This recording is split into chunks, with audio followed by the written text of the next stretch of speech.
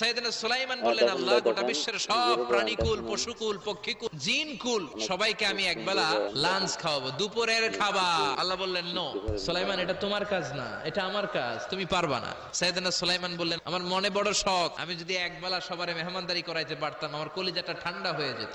আল্লাহ বললেন, ওকে, ট্রাই করে দেখো পারো কিনা।